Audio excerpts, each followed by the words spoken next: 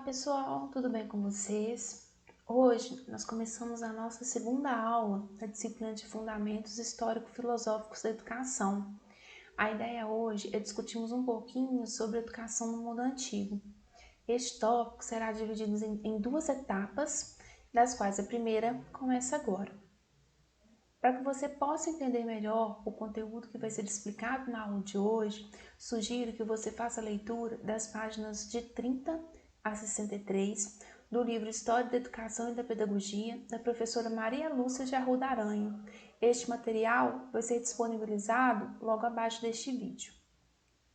Então, quando a gente começa a pensar em uma organização social, a gente pode pensar que a primeira forma de vida das comunidades é a vida tribal.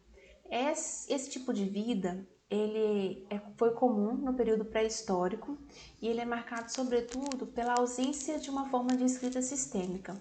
As sociedades nesse período elas são nômades, ou seja, elas não conseguem se fixar em um território, elas vão migrando, elas têm uma tradição oral permeada por ritos e mitos, e a coesão e a organização social, se é assim que a gente pode falar do grupo, ela se dá pela essa tradição oral e ela vem sobretudo tentar inculcar comportamentos desejáveis nesse grupo.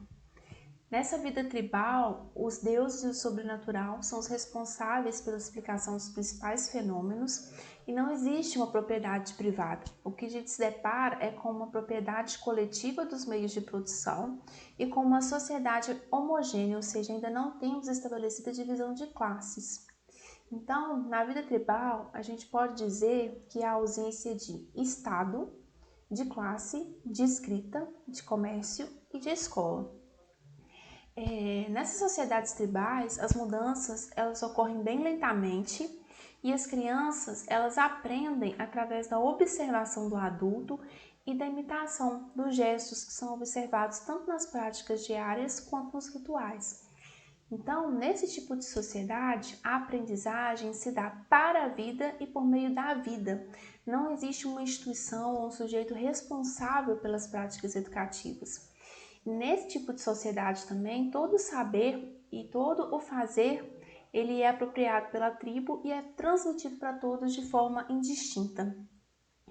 Na medida com que as sociedades vão evoluindo, a gente tem como marco neolítico ou a idade da pedra polida, ocorre uma revolução cultural na sociedade.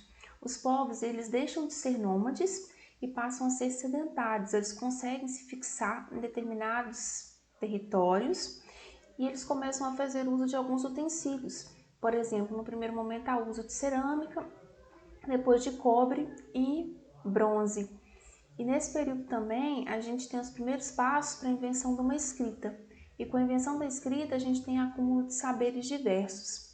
Essas civilizações, elas cresciam nas margens dos rios porque eram locais mais férteis, mais favoráveis para a produção agrícola, e elas tinham como marca a imposição de governos de caráteres teocráticos e despóticos. A gente tem, por exemplo, o Egito, que o governo está sentado na mão o poder está centrado na mão do faraó, que é considerado filho do deus Sol. Na China, esse poder é representado pelo imperador, que é tido como filho do céu. Essas sociedades antigas, elas são sociedades muito tradicionalistas e apegadas ao passado. Nesse período, a terra, ela não é de todos, como era no período anterior, mas ela também não é propriedade de ninguém. Ela é pertencente ao Estado. E é a administração burocrática desse Estado que vai ser responsável por controlar a produção agrícola, arrecadar impostos, recrutar mão de obra necessária para o trabalho na lavoura.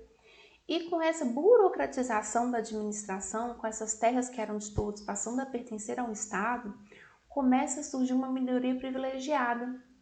Minoria essa pertencente à administração dos negócios do rei. E esse quadro de sociedades apegadas ao passado, uma terra que não é de todos, mas do Estado, essa administração burocrática e esse surgimento dessa primeira minoria privilegiada é conhecido como modo de produção asiático. A gente tem nesse período uma marca muito importante que é a invenção da escrita. No primeiro momento, essa escrita ela é pictográfica, ou seja, A representação das falas e das ideias ela se dá por objetos e no segundo momento ela se torna fonética, ou seja, é o alfabeto, por exemplo, que a gente conhece hoje é um exemplo de uma escrita fonética, porque a palavra ela ainda é composta em unidades e a combinação dessas unidades que formam a representação. Esse tipo de escrita, a fonética, ela vai se difundir sobretudo a partir de 1500 a.C., e é atribuído aos fenícios essa difusão, invenção ou aperfeiçoamento desse tipo de escrita. E graças à escrita fonética, os registros eles se tornaram mais eficazes, reduziram drasticamente seu tamanho, porque não era mais uma representação por símbolos, mas sim uma representação fonética. Com o surgimento da escrita também, está ligado ao surgimento das cidades. As cidades surgem em decorrência da produção de excedentes e da necessidade dessa comercialização. Isso leva a uma alteração nas relações humanas e no modo de sociabilidade. Por quê? Porque combina numa hierarquia e numa propriedade privada.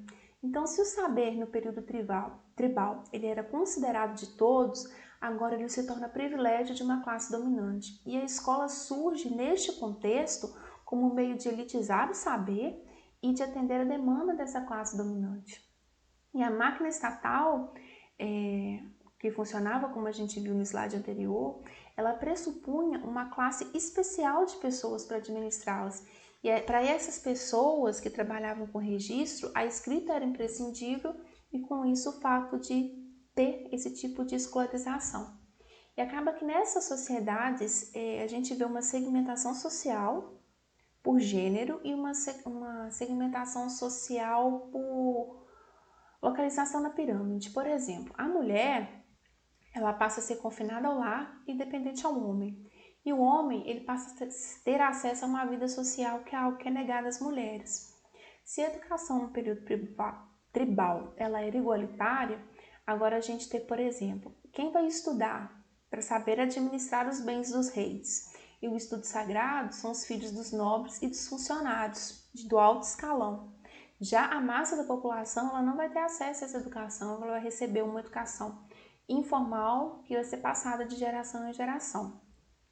Nesse período da história, a gente não pode dizer que há uma reflexão pedagógica em si. O que a gente observa são a existência de livros sagrados que trazem a prescrição de condutas morais e religiosas para se evitar transgressões e a escrita ligada a um caráter sagrado e esotérico.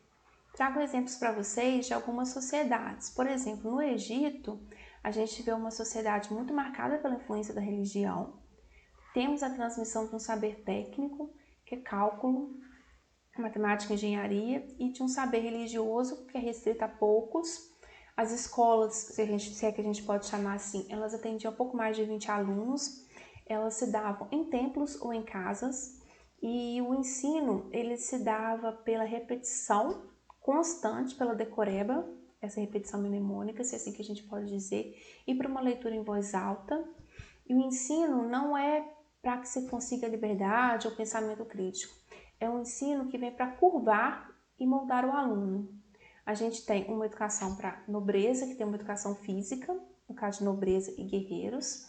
A gente tem um ensino de ofícios para uma classe mais abastada. E a gente tem os escribas. Os escribas eram os funcionários do rei, que faziam a administração dos bens, porque eles sabiam, eles detinham a tecnologia do alfabeto. Na Mesopotâmia, existem poucas informações sobre o funcionamento da educação. A gente sabe que no primeiro momento essa educação era de cunho doméstico. No segundo momento, quando os assírios eles conquistam a Babilônia, eles criam escolas, mas essas escolas elas têm uma finalidade específica, que é a inculcação dos valores do conquistador sobre os conquistados. E existe também na Babilônia, nos palácios reais, o que eles chamam de Universidade Palatina da Babilônia, que oferecia a uma minoria abastada um ensino superior de história natural, de astronomia e matemática. E uma característica desse povo também é a perpetuação de bibliotecas. A Índia ela é uma sociedade marcada pela divisão de classes e essa divisão de classes leva a uma extrema discriminação. Eu trouxe para vocês aqui um exemplo. No topo da pirâmide, a gente tem os sacerdotes, logo abaixo os kshatriyas, que são os guerreiros, Abaixo, agricultores e mercadores. Sudras, que são os artesãos e os operários. E os párias, que são a base da pirâmide social e a classe mais humilde. A educação nessa sociedade, essas castas, é como se cada uma delas fosse organizada numa parte do corpo. A cabeça é a mais importante, então são os brahmas, os párias, eles estão nos pés, que é a classe menos importante. A educação ela é um privilégio dos brahmanes, que são os mestres que vão aprender os textos sagrados. Essas aulas elas acontecem ao ar livre, são de iniciativa privada, e é uma educação com estudo voltado para a fundamentação religiosa e moral. Os indianos eles não têm interesse pela educação física, como nós vimos anteriormente, e as demais classes elas vão ter uma educação elementar, sendo totalmente excluídos e apagados do processo os sudras e os párias. Na China, nós temos uma sociedade de cultura tradicionalista, em que aqueles que são letrados são os mandarins, que são os funcionários do alto escalão do imperador, funcionários de confiança, responsáveis pelo movimento e administração da máquina burocrática. Existem cursos para formar essas pessoas que pertencem à classe dirigente e as oficinas que são destinadas à formação de artesãos e camponeses. A educação alimentar nessa China antiga é para o estudo do cálculo e alfabetização. Uma minoria tem acesso a ele, sendo a maioria ensinada quanto aos valores morais e dos ancestrais para que se evitasse qualquer tipo de transgressão ao modelo que estava sendo proposto. Então, gente, na aula de hoje, nós começamos a ver o primórdio da história da educação, vimos que como a divisão social impacta nas práticas educativas e como isso leva à divisão do saber. Se numa sociedade tribal o saber e o fazer pertenciam igualitariamente a todos, na medida que as relações sociais elas vão se complexificando, esse quadro se torna diferente. Então é isso, gente. Eu espero que vocês tenham entendido. Em caso de dúvidas, eu estou à disposição de vocês e os aguardo no nosso próximo encontro. Tchauzinho!